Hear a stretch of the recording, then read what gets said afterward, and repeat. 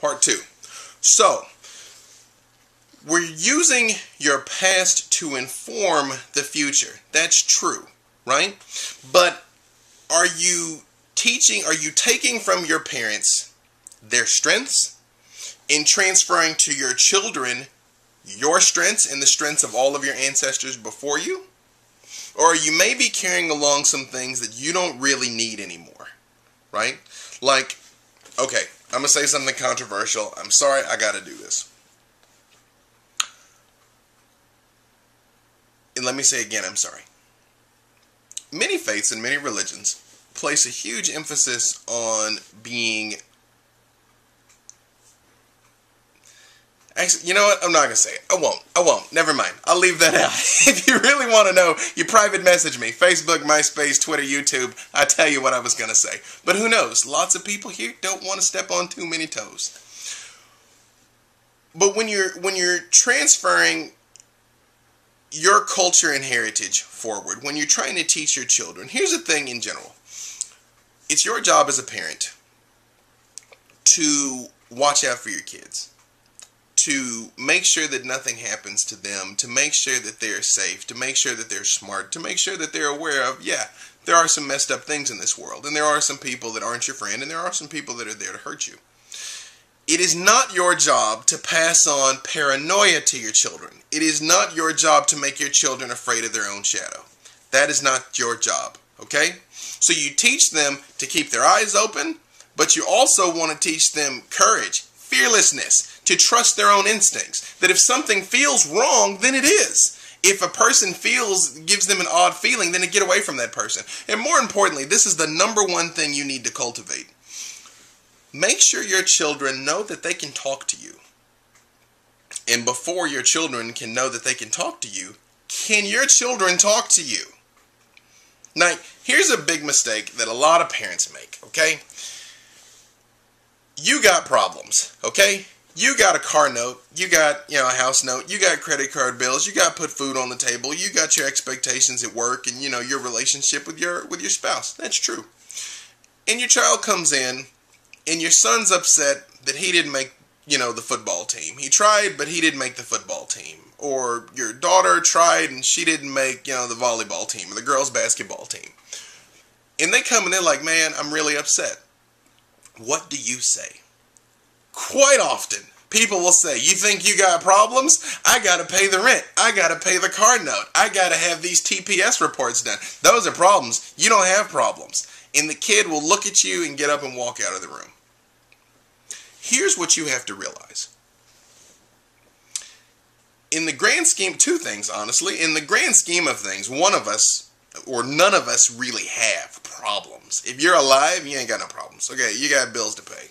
Everybody does. So, right? Like, Barack Obama's got problems. Okay, Bill Gates has problems. Okay? Well, we have challenges. We have opportunities. So, don't make a big deal about any of it. That's the first thing. But the second thing, relative to their life, the fact that they didn't make the basketball team, that they didn't make the football team, is a big problem. The fact that they didn't get a date for the prom is a big problem. Don't dismiss it. It means a big thing to them. That's what you have to realize. It does not matter whether or not you think their problems are important. It matters if they think their problems are important. And this is true with every member of your family, every member of your household, your husband, your wife, your brother, your sister, your mother, your father, your children, right? It doesn't matter if what they think is a big deal to you, because chances are you're not going to think it's a big deal because it's not happening to you, right? So it's not a comparison. It's not a contest. What you have to do is dialogue with your children. Let them know that they can talk to you about anything and that you will listen and that you will talk to them like an adult.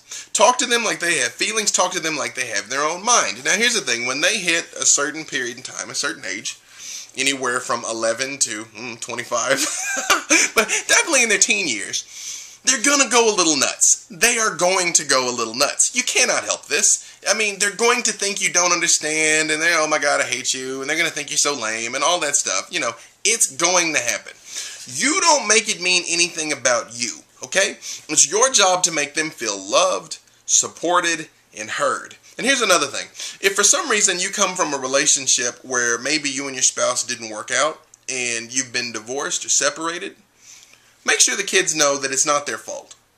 Make sure that whatever's going wrong in your life, the kids know it's not their fault. Because here's the thing, kids take things and make it mean about them. Mommy and daddy broke up because of me.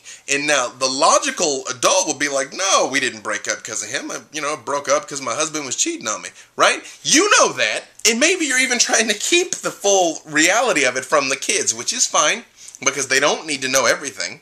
But they do need to know that it is not their fault. It is not because of them. Let them know that you love them, that mommy loves them, that daddy loves them, okay? Which this leads me to something else. There's a lot of freaking deadbeat dads in this world, okay? Dads, let me talk to you. In fact, put him on. Call him. Make him watch this because he needs to see this. Dude, what are you doing? What are you doing? Seriously, do you know how much you're damaging those children by not living up to your promises, by not spending time with them, by not calling, by not talking, by not taking an active part in their life? Do you know how much damage you're doing to your sons and to your daughters that will manifest in ways that you cannot conceive of yet until somebody like me comes along and has to help them fix it when they're 30 because they can't have a relationship and they don't know why? Because of you, dude, because you were too busy to pick up the phone? Be a man. Be a man. If you were man enough to lay with this woman, you got to be man enough to deal with the repercussions of it, okay? These are your children. It's your offspring, your flesh and blood. This is your ticket to immortality. This is the part of you that will last forever. What is it going to be? Is it going to be another girl with daddy issues? Another boy with anger issues? Who can't commit, can't settle down, and then in turn doesn't know how to be a father to his children because of you? Don't. Okay? I understand that maybe you didn't have a dad or you didn't have a relationship with him, and so you don't know how to be a dad. That's cool. Parenting is the hardest job in the world that you never get any kind of training for. That's fine. This is what you got to do, man.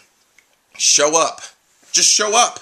Just be a part of their lives. Let them know their dad loves them. Let them know. Call. Show up. Spend time with them. If for some reason she has been an obstacle and is keeping you from the kids, don't let her. Trust me. It's damaging the kids. You guys got to find a way to coexist so you can both be there for the kids. Because one thing you got in common is she will always be mom and you will always be dad. So you guys figure it out like grown-ups. Find a way to coexist for the good of the children. Because I tell you, if I find out that you're not living up to your end of the deal, then you and I are going to have a problem. And this nice, sweet guy won't be so nice and so sweet anymore. Okay? Step up. They're your children. They're your responsibility. It's your job. Okay? And you are hurting them in ways that you cannot conceive of. All right. So we're going to be cool now because you're going to start calling the kids and spending time with them and being there for them. All right. Sorry. Had that little detour because that's something that really burns me. I do not get that. I don't understand why guys do that. I don't. I got a pretty keen insight into human psychology and I work on this all the time. I don't understand that. Your children are your life. Your children are your ticket to immortality, okay? Now, but here's another thing. I get this a lot. This is usually more from mothers than from fathers, where you feel like you need to put your life totally on hold for the kids. You don't have to do that, though. You don't have to give up dating because you've got kids. You don't have to give up going back to school or give up having a job because you have kids. You don't. As long as they know that you love them and you are there for them and you support them, even as you're working to better your own life, then that's fine. That's fine. If you have anything that you want to do that you're like, well, we'll do it when the kids go to college, that's too long. That's too long. That's a bad idea, right? Same thing like botched relationships or failing relationships where you're like, we're staying together for the children. That's actually a bad idea. The children will be better served seeing two separate, whole, functioning, loving relationships than one effed up, twisted relationship of parents that sleep in two different bedrooms. Because you know what you're doing? You're teaching them to have an effed up, twisted relationship, okay? If you can't repair your current relationship to functioning, then be apart. Figure out a way to coexist as partners for the sake of the children and then pursue your own bliss. You want to create a good example for your children? Follow your own bliss, okay? Do what makes you happy. Let them know that you love them, you support them, that you're there for them, and that they should follow their own bliss. And you'll be a happy and fulfilled family. Okay? I'm about to run out of time, so I'm stopping this. You're great. I love you. Find me. Facebook, MySpace, Twitter, theexaminer.com. I'm everywhere. I love you. Make sure you send me your questions. Formspring.me/.